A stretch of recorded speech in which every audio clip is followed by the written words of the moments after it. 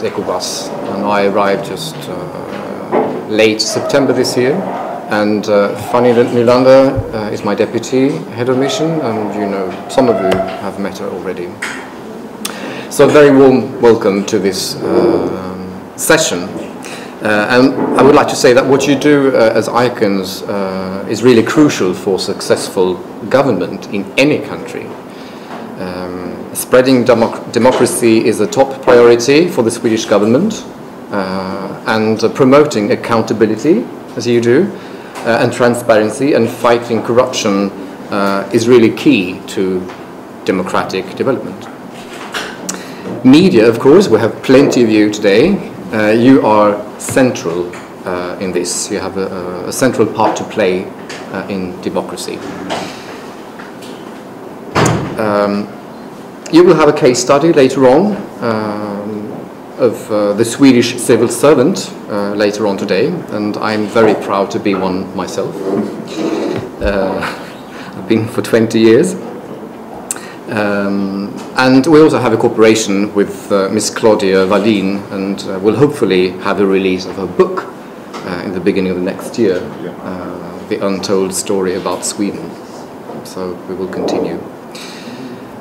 But short description, Swedish official administration has a very long history, and these processes take time. It has developed over a very long time. And in Sweden, a chancellor and a count named Axel Oxenstierna, that was a nobleman, and the name means star of an ox. He is known in Sweden as the father of Swedish administration. He was in practice the ruler of Sweden from 1632 until 1644, when the future Queen Christina was a child. And Oxenstierna is known for dividing the country into 3 levels of government: national, regional, and local. And this is the system we have kept since then. And clear division of responsibility was one of his main contributions, I would say. And later in 1766, this goes way back, just to give you an idea of how long it takes to develop democracy and society. In 1766, another law was adopted, which was to become very important for the future Swedish democracy: the freedom of speech. Okay. But all of these, they record. Okay, they record. Very good. So in 1766, the freedom of press law was adopted in Sweden, Tryckfrihetsförordningen, and that's the oldest of its kind in the world. And this law also contains the principle of free access of official documents. And this is crucial in order for journalists not only to be free to write what you want, but also to get access to the information, the official information, the official documents. And in Sweden today, the income and taxation of every Swedish citizen is official, and usually you can read in the tabloids about exactly how much each person, not all of course, but the rich and famous of the country, how much they earn and how many taxes they pay. You can read it in the papers.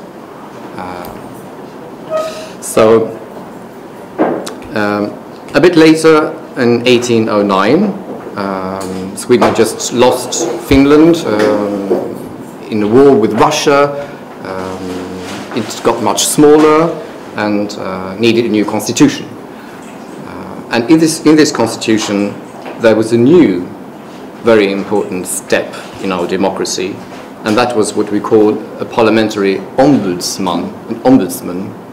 And this is one of the few words I think that the Swedish language has given the world, because it's used in English and in French and in German and other languages.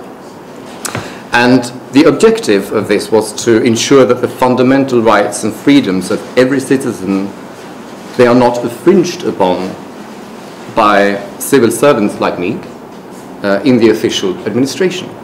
So if you feel that somebody, it could be in government, it could be at the customs, any official administration officer, civil servant, then you can go to this ombudsman and lodge a complaint.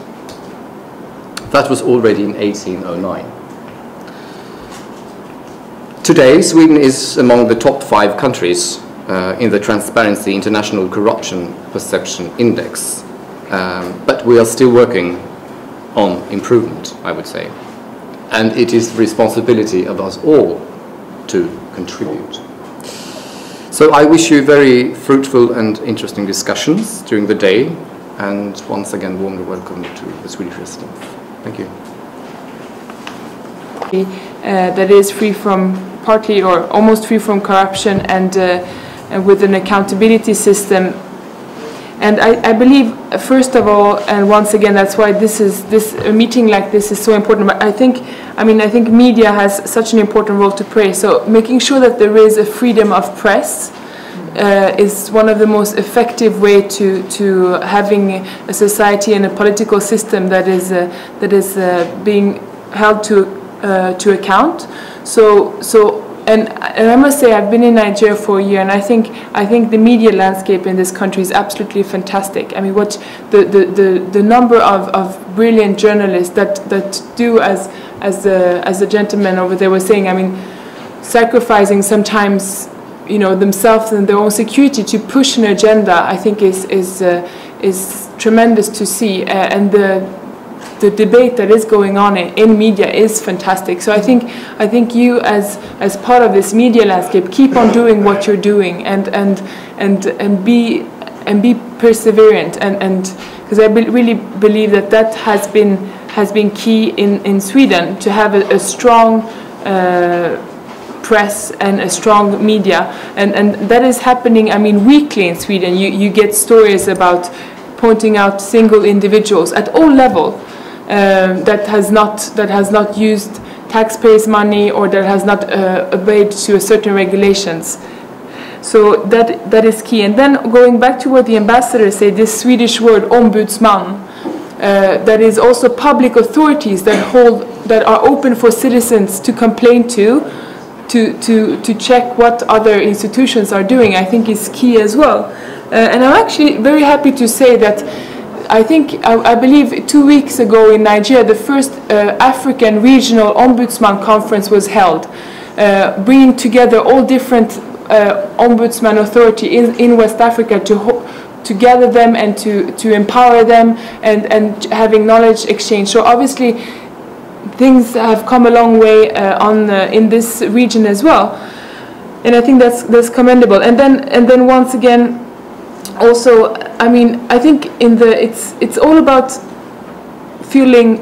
I think Sweden is one of the countries where the citizens have the strongest trust in public institutions, and that's obviously not something that happens over a lifetime. And it's easy to say, you know, when you've experienced breaches of laws by institutions, it's difficult to feel trust. But I really believe that it's so important that each one of us tries to develop this mutual beneficial relationship and this trustful relationship with public institutions. So I think what is happening here, that bringing out and showcasing that there are incredible and trustworthy people working in public institutions, and shedding light on those people to rebuild this trust is key.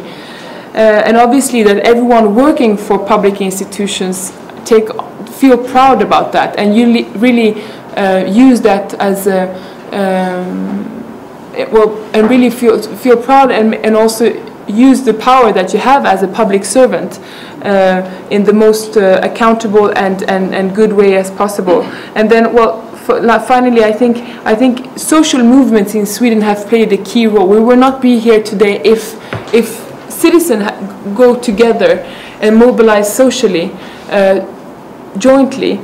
So what has been said now by all as well in terms of active citizenship and community ownership, as was said, I think is absolutely key, because you cannot just sit on your own corner and blame politicians or blame. You must step up yourself and take action yourself and try to do it jointly as you are doing here today. I think that's fantastic, and that has gotten Sweden a long way also. That the citizens have come together and really put pressure together jointly. We want civil society groups to come out, ask questions, push government workers to work, to perform, and to deliver. Around the work we are doing on transparency, apart from the celebration and shaming and during the Federal Executive Council, we have come up with capacity development programs to upskill website administrators and managers in MDAs. Not only that we're encouraging them and asking them to comply, we're indirectly forcing them to do that. But for some reasons, we will not say how we're doing it, but we're forcing them to abide by that directive on scorecard, and which is around transparency. Now, thirdly, let us not look at government workers as a segment or independent or different from the society. We must own Nigeria. We must be willing to work. We must be willing to perform. Leaders or leadership of these organizations are extracts from amongst us in the society. I think we need additional patriotism on this side and on the other side that we are, to know that whatever we do that is good, at the end of it, all of us will benefit. And whatever we fail to do because we think is not important, at the end, the consequences will be negative, and all of us will be the beneficiaries of that negative outcome that is coming. So we are looking at going out again to say we need reorientation and possible change of DNA among us in government, and even to change the DNA of agencies of government. As we said, it's not easy. They are trying their best. We are trying our best, but I think we are making some significant progress.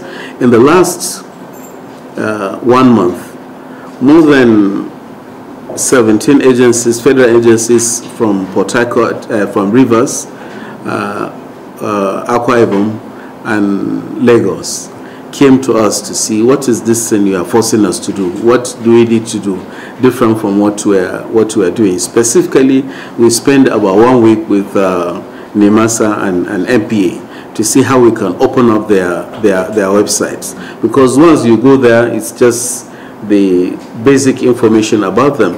But if you want to go deeper, you cannot access because they say you are not their customer. Their customers have access code to access their website. We say no, you have to open it up for everybody to see what is there. But we are making progress. I'm hopeful that we'll get there. Thank you. Good. Come to name and fame honest government officials. In doing all this fantastic work, we are still looking for honest people, looking for people of integrity who are taking up that mantle in their little space. Sometimes, like the DJ has mentioned, we have organizations which we see on the forefront, yes, doing a great job, but when you go down to the organizations, you also want to identify that staff who is doing exceptionally well. If you know that person, please let us know. We are taking nominations for 2020. Another thing he has mentioned in his comments is, which I actually like, is we need additional patriotism. I'm not sure why he has to qualify that word, but you know, we're all patriotic Nigerians, but we still need additional patriotism. Another of my friend has also mentioned we need to be active as citizens to take this